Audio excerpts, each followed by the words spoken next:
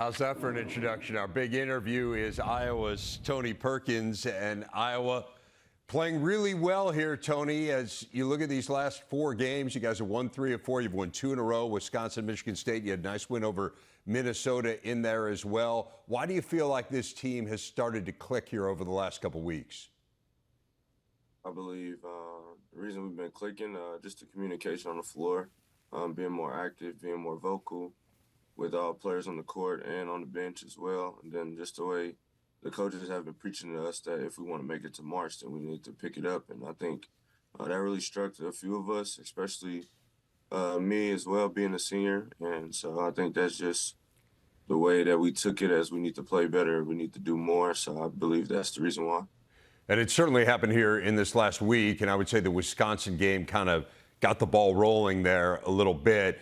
You were fabulous in the second half and overtime of that game, 16 of your 18 points, including the game winner. Take us through the game-winning play, because it was one of those moments where you're like, oh, no, oh, yes, from the point of view of an Iowa fan. The play was just for me to get down here and attack the drop coverage. So I just tried to get the ball and find a way to get to the rim. After the shot I shot in regulation, I said, well, this time I can get to the rim. And then I got there and then lost the ball.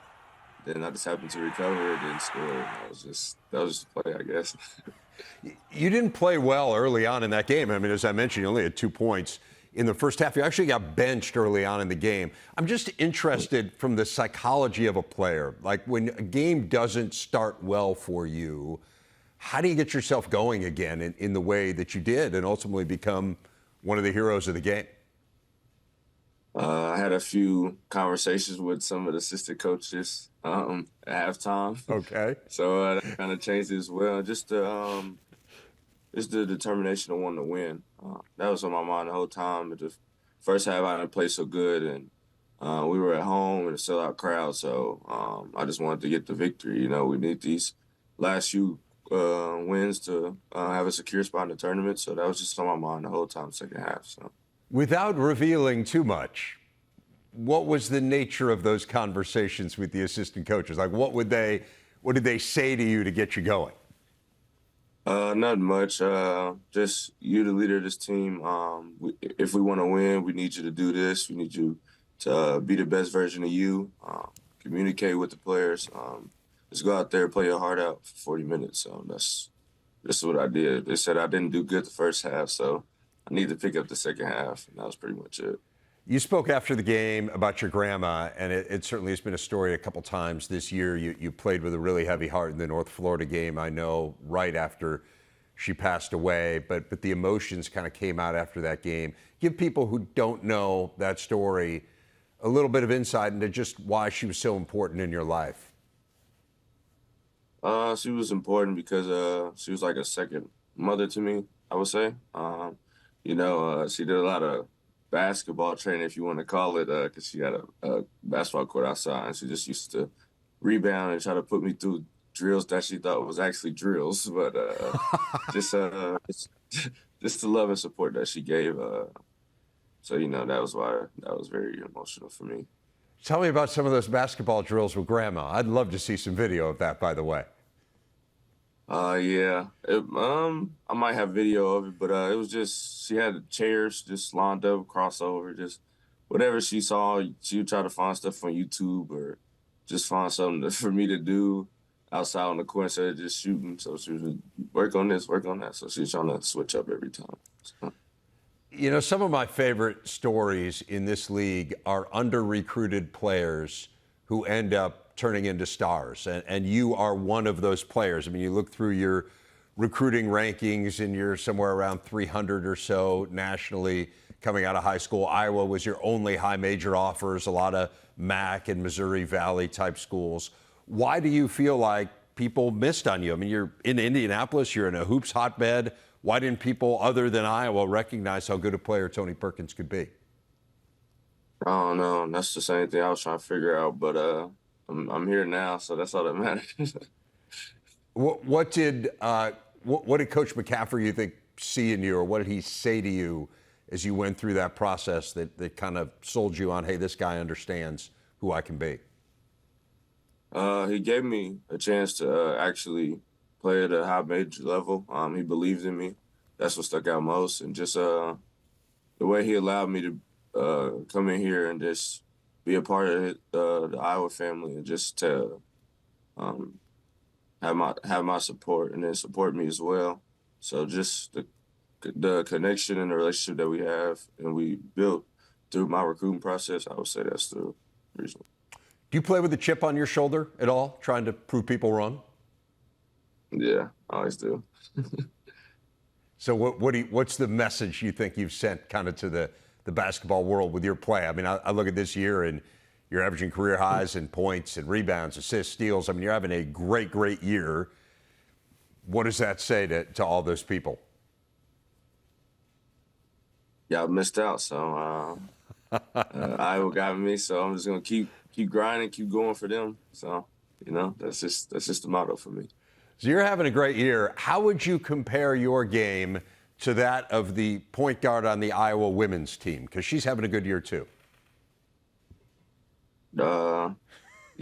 She's a NCAA scoring leader, so congrats her on that. And also, just heck of a player as well.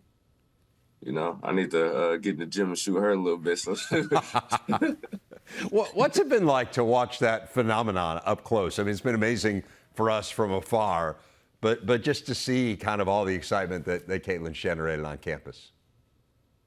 that's amazing. She's changed a lot for the Iowa women's basketball team as well as like the community as well. That's the word we would say is that's tough. So I say. One of the other big stories for your team, aside from your play, has been the play of Owen Freeman. I mean, he's just having a fabulous year. He's on pace almost certainly to be the Big Ten Freshman of the Year. Obviously, there's a feeling out period when a freshman comes on campus, and I know you get a chance to play with them at various points along the way, but like at what point did you say to yourself, man, like this guy's pretty good? Like, honestly, I would say the first or second week when we were playing pickup, it's like, yeah, he's gonna be good. Then also just now the way he's playing, I knew he would be that based off the way he came in and took everything in and understood everything that we were doing defensively and offensively. So I've been expecting this type of season from him, and also to correct you, he will be Big Ten Freshman of the Year. So. Yeah, I think he will be too, but you never want to say for sure. You don't know what'll happen down the stretch. But right now, if they vote I don't think there's any question the guy wins the Freshman of the Week literally every week. They could rename the Freshman of the Week award after Owen Freeman at this point. Hey, you were talking about March Madness and getting this team to that point. And the reality is, as I'm sure you know, like right now, you guys are not in the field. Like you look at all this bracketology, you're not there. So how much have you guys talked about like what it's going to take to get you into that bracket? Won 2 in a row against 2 very good teams. So I believe we can win these next 4 in a row. So that's our goal. And like I said, after that Wisconsin game and before, we just talked about how we want to play in March. So we've just been trying to play as hard as we can and do whatever we can to keep playing and keep going. So that's just going to be what we got to do for us to, excel to where we want to go. You mentioned being a senior, Tony. You do have an extra year of eligibility. What will be the factors that will weigh in as to whether or not you choose to use that extra year? Honestly, I don't even know. I haven't even thought about all that yet. I've just been trying to find my way into March, like I said, win these next 4 games, and then figure it out after that. All right, let's look ahead to the game coming up this weekend. You head to Illinois on Saturday. It's the first of 2 games that you guys have left against the Illini. Kind of a weird scheduling quirk there. Illinois obviously coming off a tough loss last night to Penn State. They probably won't be in a great mood heading into this one.